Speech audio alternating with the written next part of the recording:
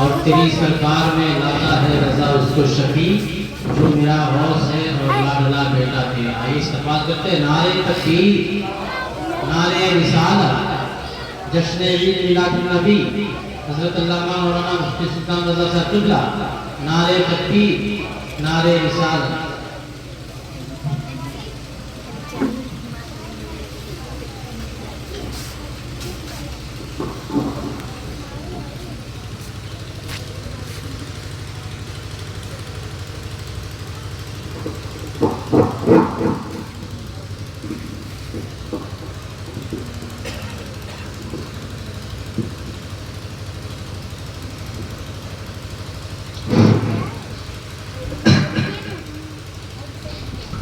ممبر میں تشریف فرما باوقار مقدس علماء کرام، آج کے اس عظیم الشان بزم ایصال ثواب میں تشریف فرما جملہ عشاقان مصطفیٰ علیہ الصلوۃ والسلام، السلام علیکم ورحمۃ اللہ تعالی وبرکاتہ۔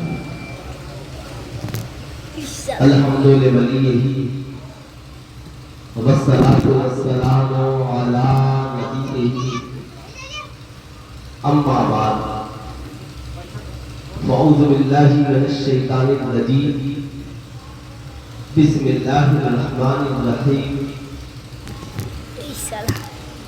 خلق الموت والحياة ليبلوكم أيكم أحسن عملا، صدق الله العلي العظيم، بلغ رسوله النبي الأمين المكين الكريم، ونحن على ذلك لمن الشاهدين والشاكرين والذاكرين، الحمد لله رب العالمين۔ سارے جہان کے مرکز عقیدت مصطفیٰ جان رحمت، شمع بزم ہدایت، حضور احمد مجتبیٰ حضرت محمد مصطفیٰ صلی اللہ علیہ وسلم کے بارگاہ عالی جاہ میں جی لگا کر ہدیہ و سلام پیش کرے اور بواز بلند پڑھے، اللہم صلی علی سیدنا شفیعنا حبیبنا کرم منبعی العلم والحلم والحکم، بارک وسلم صلو علیہ صلاۃ وسلام علیک یا رسول اللہ، صلو علیہ صلاۃ وسلام علیک یا حبیب اللہ، دائما ابدا ابدا۔ آج کی یہ پاکیزہ بزم محبت مرحوم و مغفور الحاج جان محمد صاحب کے صاحبزادوں نے، ان کے گھر والوں نے، ان کے ایصال ثواب کے غرض سے سجانے رچانے بسانے کا کام کیا۔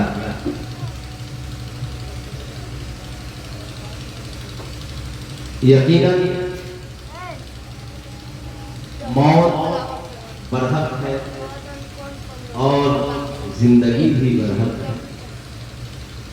اللہ نے قرآن مجید میں موت کا ذکر پہلے کیا اور زندگی کا ذکر بعد میں۔ رب فرماتا ہے خلق الموت والحیات لیبلوکم ایکم احسن عملا، میں نے موت اور زندگی کو اس لیے پیدا کیا تاکہ دیکھوں کہ تم میں کا کون شخص ہے جو اچھا عمل کرتا ہے اور کون ہے جو برا عمل کرتا ہے۔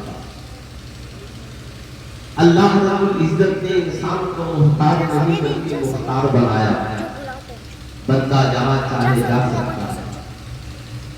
اللہ نے اختیار دیا، بندہ جہاں چاہے چھو سکتا ہے، کر سکتا ہے۔ پھر رب قدیر آگے ارشاد فرماتا ہے میرے بندے یاد رکھنا مالک یوم الدین،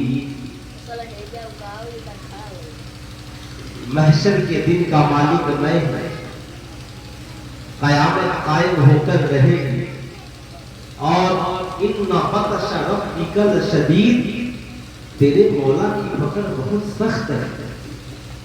اس لیے اس بھیڑ بھاڑ کی دنیا میں کہیں خدا کی یاد سے غافل نہ ہو جا۔ اس بھیڑ بھاڑ کی دنیا میں جس رب نے تجھے پیدا کیا جس رب نے تجھے زندگی بخشی، جس مالک مولا نے پانی کے قطرے سے تجھے وجود بخشا، جس نے تجھے بچپن عطا کیا، جوانی عطا کی، بڑھاپا عطا کیا، مال و زر سے نوازا، اولادوں سے نوازا، رب کریم اس کا ذکر قرآن میں یوں کرتا ہے فَبِأَيِّ آلَاءِ رَبِّكُمَا تُكَذِّبَانِ، اے میرے بندے تو اپنے خدا کی کن کن نعمتوں کو جھٹلائے گا؟ یہ سراپا تیرا وجود نعمت ہے۔ اب یہ صرف ہم جو آکسیجن لیتے ہیں، یہ خدا کی کتنی بڑی نعمت ہے کہ اگر سانس لینے میں انسان کو تکلیف ہو جائے تو ساری دنیا کی دولت ڈاکٹر کے قدموں میں ڈال دیتا ہے، صرف اس لیے تاکہ میری سانس لینے کی پوزیشن بہتر ہو جائے۔ انسان صرف اس آنکھ جسے کی روشنی میں ہم ساری دنیا کے اجالے کو دیکھ رہے ہیں، صرف اگر جو انسان اس بینائی سے اچانک محروم ہو جائے کبھی اس سے ملے، یہ بازوؤں کی طاقت، اس لیے بندے کو ہر حال میں چاہیے اما بنعمت ربک فحدث، تم اپنے رب کی نعمتوں کا خوب خوب چرچا کرو۔ اس لیے خدا کا ناشکر بندہ نہ بننا، بلکہ یاد رکھنا یہ جوانی ملی ہے، یہ دولت ملی ہے، یہ ثروت ملی ہے، یہ حسن و جمال ملا ہے، یہ زندگی ملی ہے صرف اس لیے تاکہ ہم اس مالک و مولا کے شکر گزار بنتے رہیں۔ یقیناً جانے والا پہلے دنیا میں آتا ہے، پھر ایک مقررہ وقت تک زندگی گزارتا، اب ظاہر سی بات ہے انسان محلوں میں اتراتا ہے، مرسیڈیز کار میں چلتا ہے، بڑی بڑی بلڈنگیں اپنے جینے کے لیے اور رکھنے کے لیے بناتا ہے، عمدہ کپڑے اور لباس پہنتا ہے، دنیاوی کامیابی کے لیے انسان لمبی ڈگریاں حاصل کرتا ہے، 14 سال اسکول کالج میں تعلیم حاصل کرتا ہے، نوکری کرتا ہے، جاب کرتا ہے، ان سارے مراحل سے گزرنے کے بعد پھر ایک دن وہ مقام آتا ہے کہ اسے احساس ہوتا ہے کہ ہم نے بہت لمبا وقت اپنی زندگی کے لیے گزار دیا، اب آخرت کی سفر کی گھڑی آ گئی ہے، اس لیے اب ہم سب چھوڑ کر خدا کی بارگاہ میں حاضر ہو جانا ہے۔ اب ایک بندے کی سوچ ہے، رب قدیر فرماتا ہے اے میرے بندو، یہ دنیا ہے اور یہ دنیا کی بھیڑ بھاڑ ہے، اس بھیڑ بھاڑ میں کامیاب کو ہے؟ اے مالک و مولا کون کامیاب ہے؟ رب فرماتا ہے وَلَا تَهِنُوا وَلَا تَحْزَنُوا وَأَنْتُمُ الْأَعْلَوْنَ إِن كُنتُم مُؤْمِنِينَ، کبیرہ خاطر نہ ہو، غمگین نہ ہو، تم ہی کامیاب ہو اگر تم صاحب ایمان ہو۔ یعنی اسلام کہتا ہے دولت ہے مگر کامیابی کی ضمانت یہ نہیں ہے، آپ کے پاس ڈگریاں ہیں مگر کامیابی کی ضمانت یہ نہیں ہے، آپ کے پاس بلڈنگیں ہیں مگر کامیابی کی ضمانت یہ نہیں ہے، آپ کے پاس بڑی جوانی اور خوبصورتی ہے مگر کامیابی کی ضمانت یہ نہیں ہے۔ اے مالک و مولا کامیابی کی ضمانت کیا ہے؟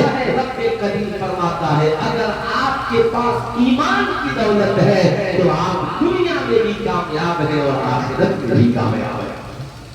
اب صاحب ایمان، ایک بے ایمان انسان بھی جانتا ہے کہ اس کا جو ساتھی ملے وہ ایماندار ہوگا، اور یہ ایمان دنیا کی سب سے بڑی نعمت اعلیٰ حضرت عظیم البرکت یوں منصرا ہوتے ہیں اللہ کی سرتاپ و قدم شان ہے یہ، انسان نہیں انسان وہ انسان ہے یہ، قرآن تو ایمان بتاتا ہے انہیں، ایمان یہ کہتا ہے میری جان ہے۔ ایمان اصل پونجی ہے، ایک انسان ڈاکٹر ہے مگر ایمان کی دولت اگر اس کے پاس نہیں ہے کامیابی اس کے قدموں میں نہیں ہے۔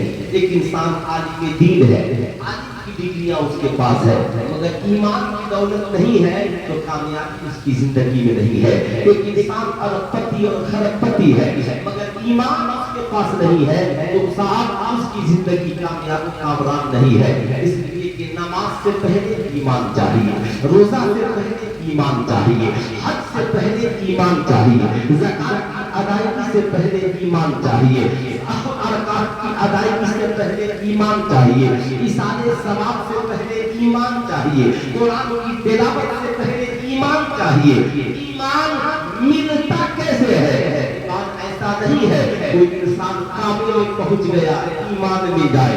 ایمان کعبے میں پہنچنے سے نہیں ملتا. یاد رکھیے گا ابو جہل بھی کعبے میں پہنچا تھا, ابو لہب بھی کعبے میں پہنچا تھا. کفار مکہ کعبے کے ارد گرد رہتے تھے. حضرت ابو بکر کعبے کے قریب, حضرت عمر کعبے کے قریب, حضرت عثمان کعبے کے قریب. صاحب یاد رکھیے گا صحابہ کی زندگی کعبے کے قریب, مگر جب تک نبی نہ ملے تھے ابو بکر کو ایمان کی دولت نہیں ملی تھی, عمر کو ایمان کی دولت نہیں ملی تھی, عثمان غنی کو ایمان کی دولت نہیں ملی تھی. اس لیے ایمان کعبے میں جانے سے نہیں ملتا, دامن مصطفیٰ کو تھامنے سے ملتا. یہی وجہ ہے اعلیٰ حضرت فرماتے ہیں اللہ کی سرتاب قدم شان ہے یہ, انسان نہیں انسان کو انسان ہے یہ. قرآن تو ایمان بتاتا ہے انہیں, ایمان یہ کہتا ہے میری جان ہے یہ. ڈاکٹر اقبال نے کہا کہ محبت سے وفا تو نے تو ہم تیرے ہے, یہ جہاں چیز ہے کیا لو ہو قلم تیرے ہے. پہلی پونجی کا نام ہے ایمان.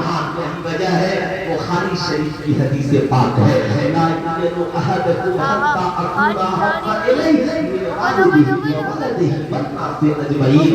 دنیا کا کوئی بھی شخص اس وقت تک صاحب ایمان نہیں ہو سکتا. سرکار اب تک کہا جب تک اپنی جان سے زیادہ, اپنی اولاد سے زیادہ, اپنی ماں سے زیادہ, اپنے باپ سے زیادہ, والناس اجمعین, بیوی سے زیادہ, بچوں سے زیادہ, بھائی سے زیادہ, پڑوسی سے زیادہ, رشتہ داروں سے زیادہ, دوستوں سے زیادہ, ساری کائنات سے زیادہ مصطفیٰ جانے رحمت سے پیار نہ ہو جائے تب تک وہ صاحب ایمان نہیں. نبی سے کی محبت یہ جان ایمان ہے. کلمہ ایمان ہے, نماز ایمان ہے, روزہ ایمان ہے, حج ایمان ہے, زکات ایمان ہے, اور نبی کی محبت جانے ایمان ہے. یعنی ایمان مکمل تبھی ہے جب نبی سے سب سے زیادہ پیار کرے. اب پیار کی پہچان کیا ہے؟ رب کریم ارشاد فرماتا ہے لقد کان لکم فی رسول اللہ اسوۃ حسنہ. نبی کی زندگی تمہارے لیے نمونۂ عمل ہے. انسان کو جس سے محبت ہوتی ہے طریقہ اس کا اپناتا ہے, کردار اس کا اپناتا ہے, اس کا اپناتا ہے. یہ نبی ہی تو ہے, یہ مصطفیٰ جان رحمت ہی تو ہے. جب قبر کی اندھیری کوٹری میں ساری دنیا ہمیں چھوڑ کر چلی جاتی ہے, اس قبر کی اندھیری کوٹری میں اگر کوئی اجالا اور نور بخشنے کے لیے آتا ہے تو آمنہ کے لال مصطفیٰ جان رحمت تشریف لاتے ہیں.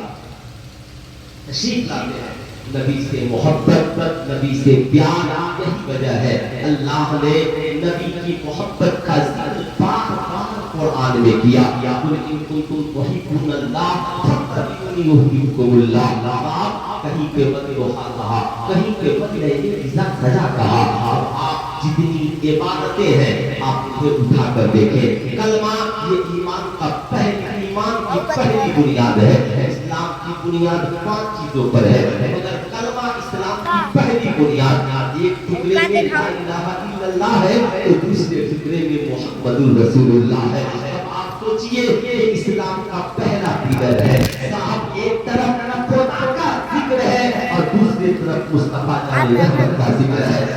دنیا والوں اسلام قبول کرنے آئے ہیں تو صرف خدا کو ماننے سے کام نہیں چلے گا, خدا کو ہی ماننا ہوگا اور خدا کے محبوب مصطفیٰ کو بھی ماننا. یہ ایمان کی پہلی بنیاد. اور دوسری بنیاد کا نام ہے نماز.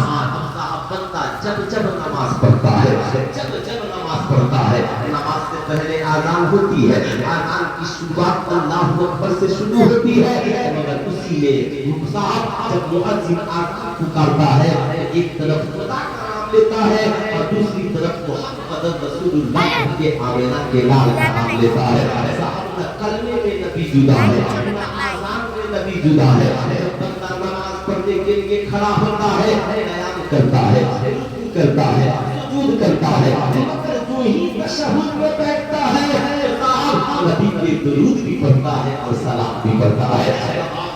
سوچ لیجئے ایک طرف سجدہ ہے, ایک طرف قیام ہے, ایک طرف قعود ہے, ایک طرف رکوع اور سجود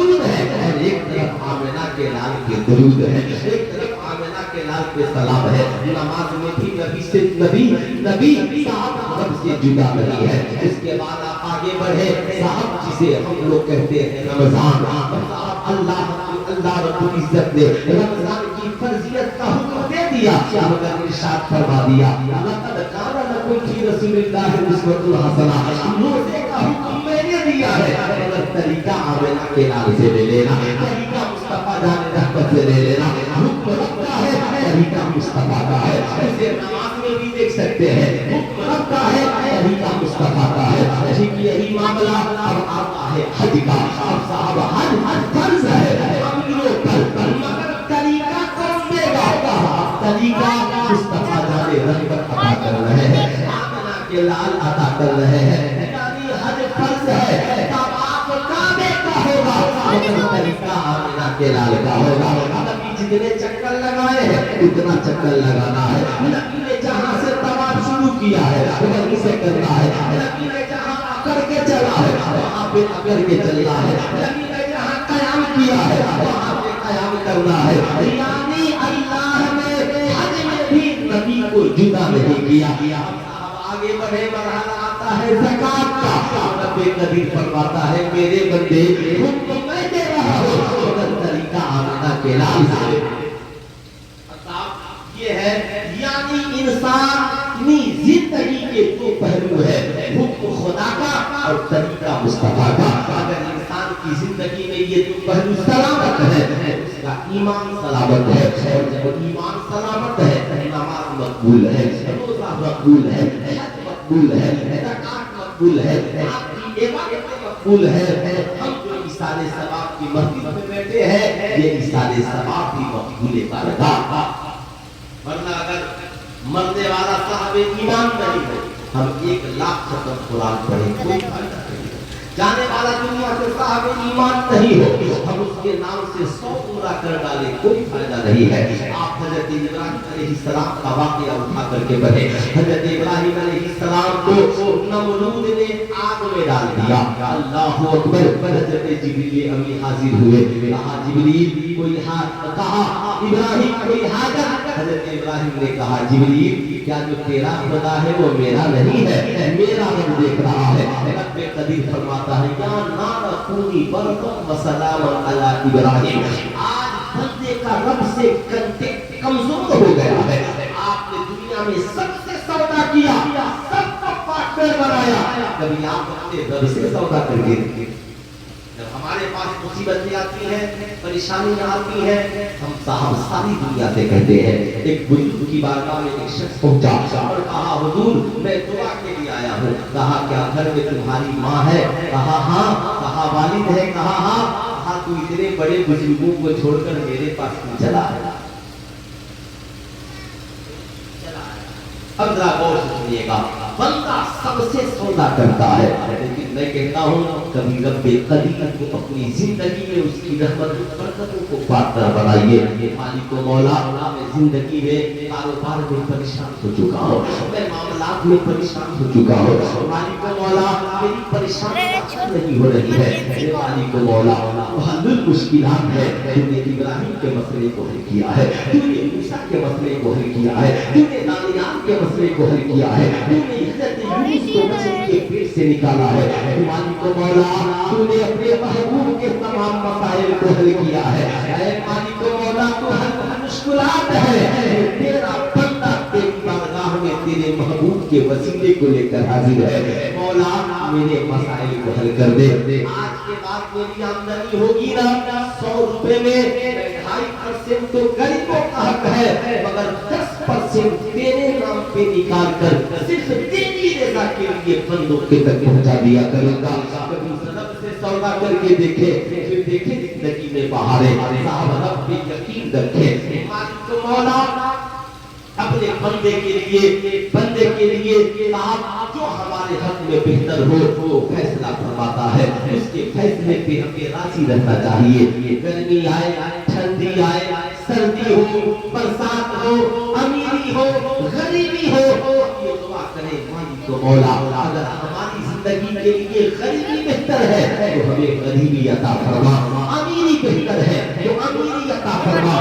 ایسا نہ ہو کہ ہم غریبی ہمارے لیے بہتر ہے اور ہم मालिक मौला तू अमीर कर दे, ये रब के कदीर है, हो सकता है अमीरी हमें अय्याश बना दे, हो सकता है अमीरी हमें जाबिते जालिम बना दे, हो सकता है अमीरी हमें शराबी बना दे। अगर दौलत बुराई के करीब ले जाए तो अमीरी हमारे लिए वबाले जान है, लेकिन हो सकता है कभी कभी इंसान गरीबी की वजह से भी कुफ्र में मुब्तला हो जाता है, इसलिए कि इंसान कभी कभी बंदा परेशान हो जाता है, खुदा की शान में अनाप शनाप बन देता है। मादल्ला कितने लोग हैं जो हमसे परेशान होकर कहते इतने दिनों से दुआ मांग रहा हो, लगता है कि खुदा को सुनाई ही नहीं पड़ता है। बंदे कुछ लोग कहते हैं क्या अल्लाह को नहीं दिख रहा है, मादल्ला ये सारे जुमले कुफ्र के हैं। बंदे को दुआ मांगना चाहिए, मालिक को मौला अगर मेरे लिए यही बेहतर है तो तू हमारे लिए इस हालात को बेहतर कर दे। मालिक को मौला हमें सब्र अता करवा दे, हमें सुकून अता करवा दे। हज़रत इब्राहीम अलैहिस्सलाम को नारे नमरूद में डाल दिया गया। अदब करीम ने देखा मेरा खलील कह रहा है, क्या मेरे रब को खबर नहीं है? रब करीम फरमाता है या नारकूनी बरदम व सलामन अला इब्राहीम, ऐ आग इब्राहीम के लिए सलामती के साथ ठंडी हुई। हज़रत इब्राहीम के लिए आग ठंडी हो गई, जैसे इब्राहीम आराम से बैठे हैं। नमरूद ने सबने सोचा कि इब्राहीम तो आग में है, अब इब्राहीम तो जलकर खत्म हो गए होंगे।